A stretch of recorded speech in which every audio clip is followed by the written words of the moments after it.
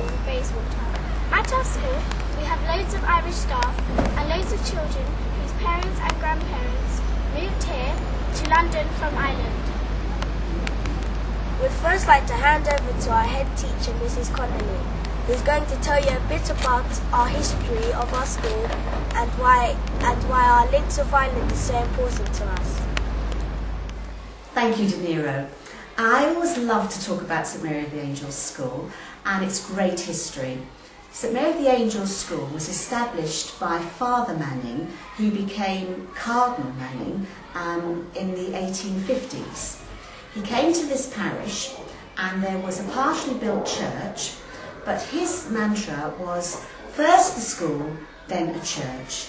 So he went about building a very small one-storey church in Moorhouse Road, and all the church services were held in the school until the church was completed and opened in 1851. The school was established, first of all, for the children of the Irish immigrants who'd come to build the Great Western Railway and the Grand Union Canal. And for many, many years after that, in fact up until the 1960s, the school was predominantly Irish in character. In the 1960s, we then began to welcome our Afro-Caribbean children whose parents had come over in the 1950s with the start of the Windrush immigration. And over the years, we've served lots and lots of different immigrant communities. Because after the Afro-Caribbean children, we then welcomed families of the Portuguese who came to work in the 4 big hospitals around here, St Mary's, St Charles's, I can't remember the other 2, so we have to cut that out. And now we have many, many different children. We have children from South America, the Philippines, and in the 2000s we started to welcome the children from the new European states and the African states. Some of the statistics about our school are very, very interesting. We've got children now from 51 different countries and they speak 48 different languages. So we're a very, very changed community from the community that first set up St Mary of the Angels, as I said, which was predominantly Irish. But we still are a very, very Catholic community. Because of this, and because Ireland is so close to us, our Year 5 and 6 class, Class JK, decided to write and perform a play to teach people about different aspects of Irish life and Irish history. Class JK also have a teacher who's very proud to be Irish. All the children have worked very hard on writing and producing their play, and we hope that you learn something about your next door neighbours, Ireland.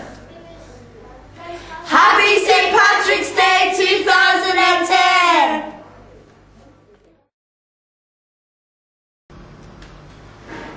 In our play this morning, you are going to learn about a boy called Jimmy O'Connor and his sister Kiva, who live here in London and go to school just like all of you.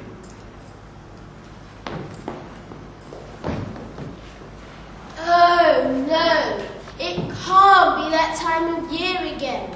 St Patrick's Day. Mum's been counting down the days already. Every year it's the same.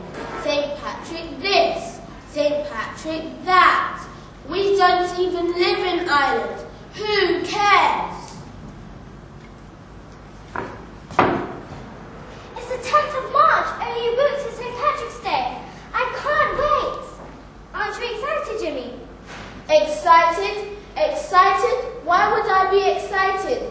Singing silly Irish songs, dressing in green, dancing around like maniacs. Why would I be excited? Jimmy, it's a part of our heritage. Okay, we might not live in Ireland or even be born there, but it's important to Mum and Dad. And besides, St Patrick was fantastic. Yeah, right.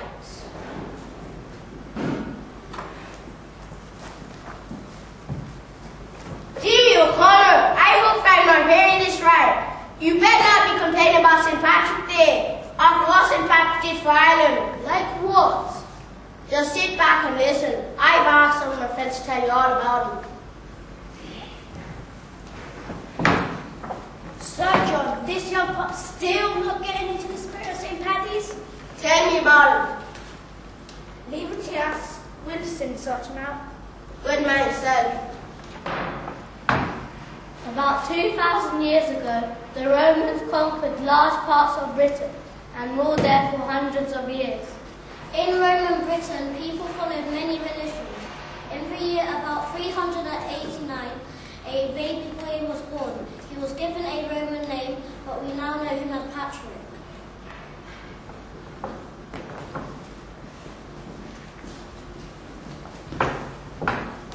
As a young man, Patrick was kidnapped and taken to Ireland. Raiders landed near his home and took him away from his family. How old was he? He was only about 14 years old.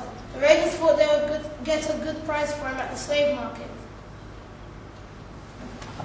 Once he arrived in Ireland, Patrick was sold to a chieftain called Milcom. He must have felt so lonely. Everything must have felt strange and frightening to him, as in Ireland at that time, no one spoke Latin and the Druid priests were all powerful. While he was looking after Milky's animals, Patrick realised how important it was to pray. You see, he had no one else to turn to. Poor Patrick, that must have been horrible. For 6 long years, Patrick was a slave, but he dreamt that God was telling him that he would one day be free. At last, Patrick saw his chance and ran away. You see, he just knew that if he could get to the coast, he could find a ship to take him home. Patrick was very lucky, as there was a ship about to sail from the harbour when he arrived. Patrick wanted to go to Britain, but the ship was sailing to France.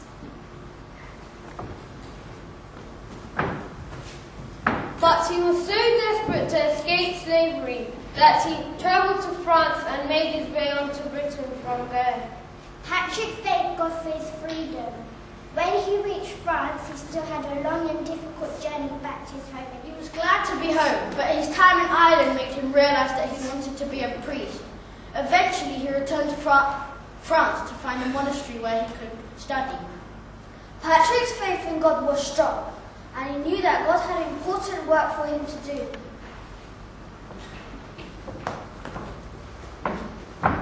Patrick stayed in France for many years and succeeded in being a priest. But once again, he dreamt that God had plans for him. He felt sure that he must return to Ireland. In 432, Patrick's dream came true.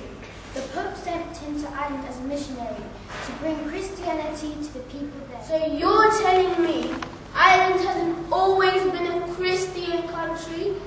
When we visit, I have to go to Mass every day with my granny and say the rosary every night.